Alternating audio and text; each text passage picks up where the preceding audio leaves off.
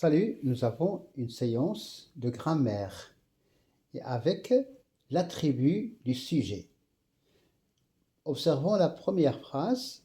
Les moutons paraissent gros. Gros, c'est un adjectif. On ne peut pas le supprimer. Donc, il est attribut du sujet. Le sujet qui est les moutons. Allez, le mouton, c'est un groupe nominal sujet. Paraissent, c'est le verbe. Et gros, c'est un attribut du sujet. Deuxième énoncé. Ces animaux sont furieux, sont en colère, sont en colère. Alors, ces animaux, c'est un groupe nominal sujet. Nous avons ici le verbe ou bien l'auxiliaire être et furieux, c'est un adjectif indispensable. Donc, c'est un attribut du sujet qui est ces animaux. Les poules sont grosses et vieilles. Grosses et vieilles sont des attributs du sujet les poules. Est-ce qu'on peut les supprimer? Non. Ils sont indispensables. Donc, ce sont des attributs du groupe nominal sujet les poules. Elles semblent perdues. Elle, c'est un sujet. Donc, c'est un pronom personnel sujet. Semble, c'est le verbe. Sembler, le verbe de premier groupe. Et perdu, c'est un attribut du sujet elle. D'accord? Alors, elle est un substitut du nom. Elle remplace la gazelle dans le texte. Le chaton deviendra grand. Le chaton, c'est le petit du chat et de la chatte. Alors, le verbe devenir au futur. Le chaton deviendra grand. On ne peut pas dire le chaton deviendra et supprimer grand, qui est un adjectif attribut du sujet, le chaton, qui est un groupe nominal. Il resta immobile, c'est-à-dire il resta fixe. Et c'est un préfixe qui montre mobile, متحرك, immobile, جامد, أو بدون حركة. Alors, immobile, c'est un attribut du sujet, il, qui est un pronom personnel sujet. Le tigre demeure prêt à s'élancer sur la gazelle. Alors, prêt, c'est un attribut du sujet, le tigre.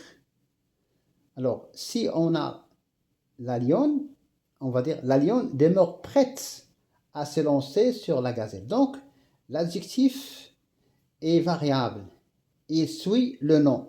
Si le nom est féminin, l'adjectif est féminin. Si le nom est masculin, comme ici, l'adjectif est féminin. Alors, prête est un attribut du sujet, le tigre. Karima semble fatiguée. Fatiguée, c'est un adjectif, un attribut du sujet Karima.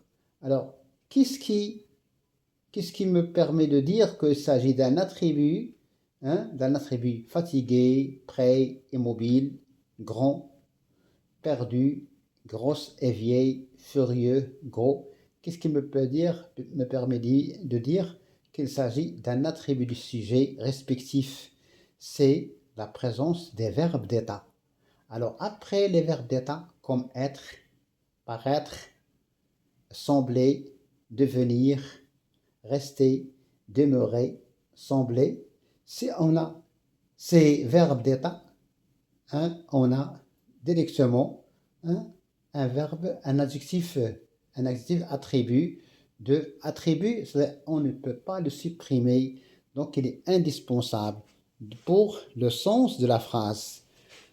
D'accord? Alors, pour dire que les moutons ici, c'est un groupe nominal sujet. On dit un mouton, les moutons, c'est au pluriel. Et donc, si on a le mouton, on va dire le mouton paraît gros. Mais ici, nous avons les moutons, parce que le verbe suit toujours le sujet.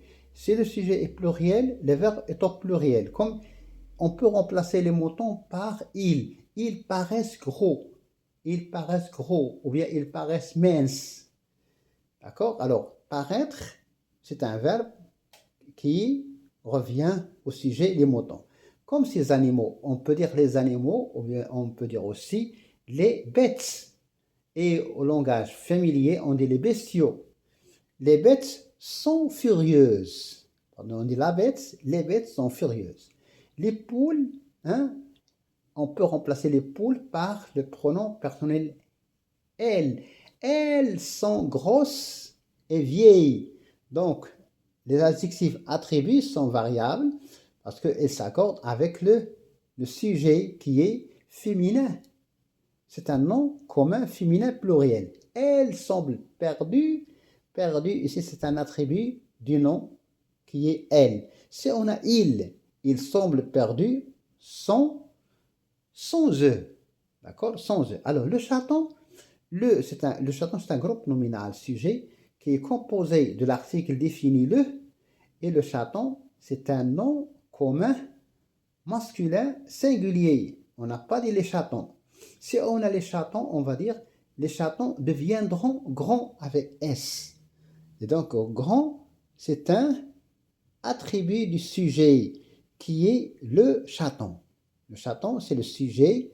Le verbe, c'est devenir. Et grand, c'est un attribut du sujet. L'avant-dernière phrase, il resta immobile. Ou bien il resta fixe. Ici, nous avons le verbe a au passé simple. Rester, hein, il resta, ou bien il demeura immobile, ou bien il demeura inerte, sans mouvement. Hein.